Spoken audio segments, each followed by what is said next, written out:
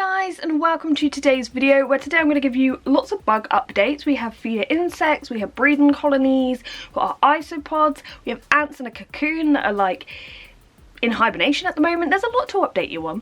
I may even fit in a cheeky little plant update near the end.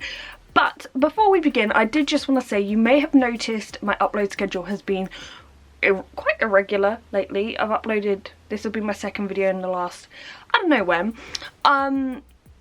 I'm usually really strict on myself, but if you saw my previous video, it's been a really rubbish December for me, and I literally had to just take this time to process everything. And on the subject of that, in the new year I was thinking of possibly doing a video talking about pet bereavement, like when you lose a pet, and like some tips and stuff on coping with that and things you can do, because this year I've gone through that twice. We lost Dougal, who had a tumour, and Ruby, who pretty sure it's just old age. Like the vets were constantly telling me that she was an old lady, and yeah, so it's been tough, but I figured if I do this video it may help other people, so that might be something in the new year. And on a more positive note, Diego's tank should be coming very soon, so we'll be sort of unboxing that, setting that all up, and it'll be really fun. So make sure you are subscribed, you got your notifications on so you don't miss any of that. I literally just had to stop filming because my tripod and the gimbal that's on it and my camera just slammed into my head and my chest. So I might be concussed, I don't know, because that thing's heavy. But anyway, back to the video. So the first thing I was going to talk about is the fact that I accidentally ordered giant mealworms. Now, these are things I've been actively avoiding. Basically, if you didn't know, let's get a few out here so you can see them. Giant mealworms, to some people would be great because they're basically treated with hormones so they don't pupate as quick as the regular mealworms, which means they get bigger. But I'm very wary of things that are treated with hormones, and compared to even a morrow worm, also known as a superworm, these are less healthy. Like, you think a superworm or a morrow worm isn't a particularly healthy thing, it's something I give more as a treat, and these are less healthy than them. So this is definitely something I would not recommend as a regular food for your geckos. And for me it's kind of awkward because I don't know anyone else that has reptiles to like give them these, and of course it would be really irresponsible to release these into the wild, so you're not meant to do that, so that's what I'm not doing. So I may offer these to my geckos gradually over time, but this is definitely not something I wanted to feed them. If you want to see the difference between a giant and a regular mealworm, I'll get you an example. I was actually ordering just morrow worms. I thought they were morrow worms, and they turned up and they were these. So you can see this is a giant one, this is a regular one. A morrow worm is much bigger than this, so that's when I definitely noticed there was something wrong. But yeah, I'm not overly thrilled with that, but it is what it is. Now, another update I wanted to do, you may notice I do have a lot of mealworms here, and basically what I do is when I get completely out of mealworms, I do buy more, even though I am breeding them, because the thing is, I have them in here, this is their sort of breeding area.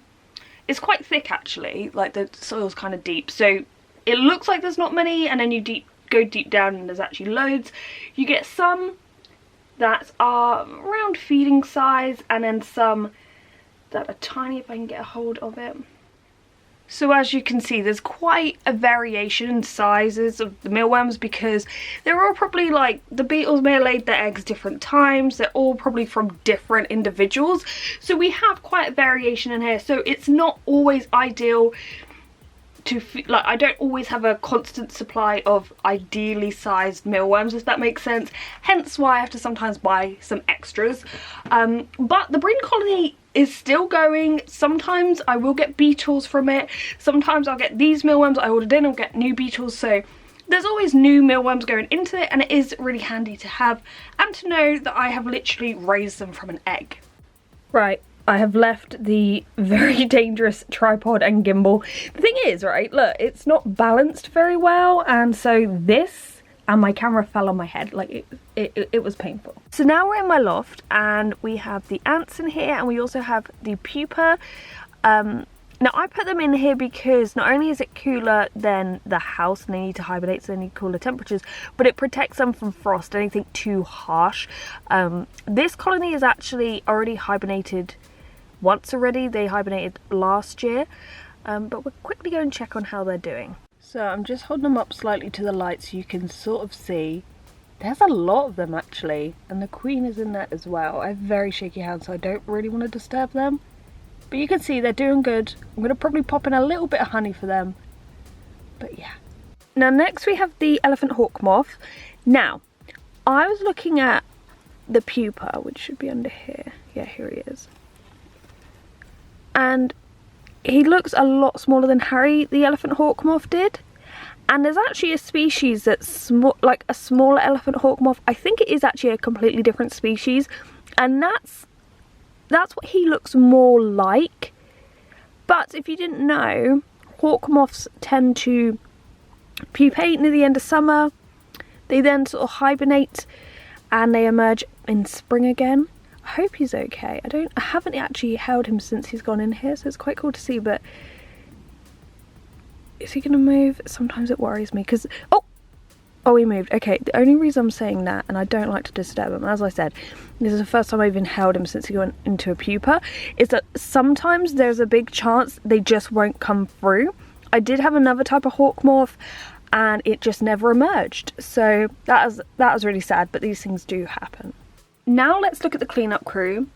And in the daytime, most of the isopods are away and asleep, so what I'll do is I'll film them tonight and put in that footage here. But basically with these isopods, it's quite obvious that the giant orange ones really took over. In Drogo's tank, for example, I believe I only added in 8 or 10 individuals, and they breed like crazy. So, oh my god! I just scared that spider away from saying, oh my god. Okay, there's a massive spider in there. Oh my god. Do you see that spider in there? I mean, this is like dark den, exotic lair kind of stuff going on. This spider has just made its home in one of my crested gecko hides, and what? Oh my god, is that a baby spider? What is going on here? See, I don't like to hurt spiders, I don't like to kill spiders. I may have to take it out just because there are too many spiders in here already, so I'll find a nice place for it outside the tank. Oh dear. Oh dear. Oh, what is that in the background? Right, sorry about that. So as I was saying, isopods are doing amazing. You can see springtails in here, and basically the cleanup crew, not only do they obviously clean up the gecko's poop and break down decaying things, but they also clean the food dishes for me. And like, for example, this like bottle lid completely cleaned. Look at that. I haven't even manually cleaned that. That is the cleanup crew, so they are awesome. Now let's have a quick plant update. So if you saw that video where I was adding in like creeping and trailing plants, that was a little while ago, and I thought I'll just show you what's going on. The baby tears are still going. I'm really surprised. These are the ones I was most concerned about because they are on the ground. We have lost some leaves, but the fact that they're actually still looking like this after this amount of time is really good. And as I said in the video, once they are established, they go wild. So it'd be really cool to see a whole carpet of baby tears. The creeping fig is back here, and actually it has, I swear it's grown a little bit. As I said once again in the video, these plants seem to do much better in frog tanks because it's constantly really humid. But I am specifically watering this plant a lot, so it gets lots of water. It just might grow a little slower, and also it is more in the shaded area, so once again they grow better with really high humidity and lots of light, but they can still grow in the shade. It just takes a little longer. And then we had the Maidenhair vine in Drogo's tank. Once again, it's still standing. I'm surprised. We have of course lost some leaves, and some even just get stuck to the wall, and the cleanup crew break that down, but it's doing really well. And also it's actually shot off new roots. You can see down the side of the tank, so that's really positive to show that it is growing, not only like just staying alive here, but it is shooting off new roots. So yeah, that's fantastic to see. And before I forget, I know some people ask me what I keep my feeder insects in. They are mainly kept in Earth Mix Arid, although you will notice that you get mealworms and stuff and they come in this sort of grainy stuff. I don't know if it's bug rub, but I mix that in as well because, you know, more the merrier. But that's basically what I use. It's definitely an expensive alternative. The only reason I had some to use is because I had some left over from the Leopard geckos. I did try using Eco-Earth once, it did not work, but I know people use a whole range of things, including, I think, oats, and I did use oats for a while, but you just got to make sure you got good ventilation because they can go mouldy. Anyway, I hope you've enjoyed today's video. It was a bit random, we had some bugs, but as I said, I'm going to try to be back to my normal schedule in the new year, so make sure you are subscribed, got your notifications on, so you know when there's a new video out. But yeah, I hope you have enjoyed this video. Thank you so much for watching, and goodbye.